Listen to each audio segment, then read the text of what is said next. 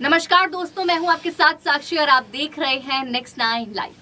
वैचारिक रूप से सियासी रास्ते भले ही अलग हों, पर राष्ट्रीय एकता और सुरक्षा के मुद्दे पर देश की पार्टियों का एकजुट होना हमारे लोकतंत्र की खूबसूरती को दर्शाता है। यूक्रेन संकट में भारत सरकार ने वहां फंसे भारतीय छात्रों को निकालने के लिए विशेष अभियान चला रखा है।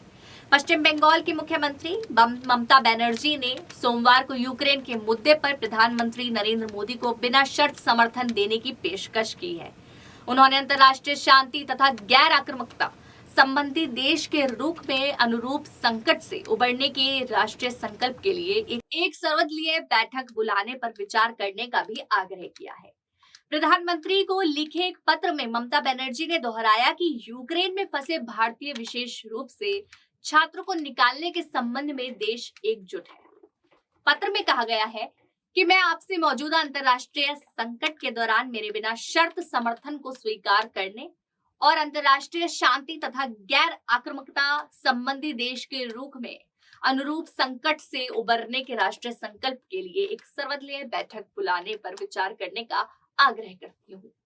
बनर्जी ने कहा, दुनिया का सबसे बड़ा लोकतंत्र होने के नाते भारत को दुनिया को शांतिपूर्ण समाधान देने के लिए आगे आना चाहिए और हमें ऐसे बिना किसी हिचकिचाहट के करना चाहिए।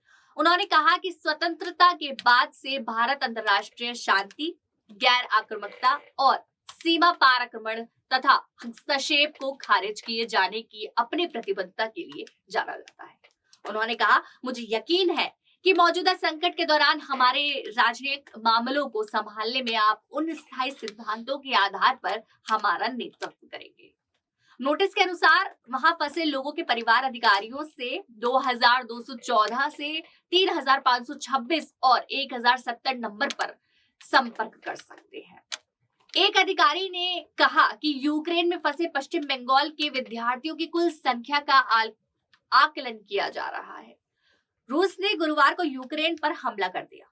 बता दें कि यूक्रेन में रूस के हमले के बीच व्यावसायिक महाविद्यालयों में पढ़ रहे बंगाल के कई विद्यार्थी कहां फंस गए हैं और उन्होंने केंद्र एवं राज्य सरकार ने अपनी सुरक्षित वापसी के लिए मदद मांगी है। राज्य सरकार के एक अधिकारी ने बताया कि इस पूर्वी यूरोपीय देश में अध्ययनरत राज्य के विद्यार्थियों की कुल संख्या अभी तक ज्ञात नहीं है और उसका आकलन किया जा रहा है।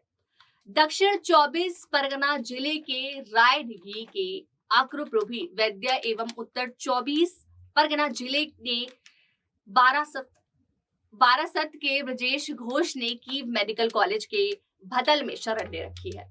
दोनों ही वहां प्रथम वर्ष के विद्यार्थी हैं। पश्चिम बंगाल एवं भारत के अन्य भागों के विद्यार्थियों के साथ ही इन दोनों ने बताया कि जब आसपास के क्षेत्रों में रुक रुक कर बमबारी की आवाज आने लगी, तब उन लोगों से भूतल में चले जाने को कहा गया। उन्होंने कहा, हम बहुत चिंतित थे। हमें यहाँ रुकने को कहा गया था। हमसे भारतीय दूतावास ने कहा कि वे हमें सुरक्षित तरीके से यहाँ से निकालेंगे। कोशिश करेंगे कि हम अपने घर ठीक ठाक पहुंच जाए।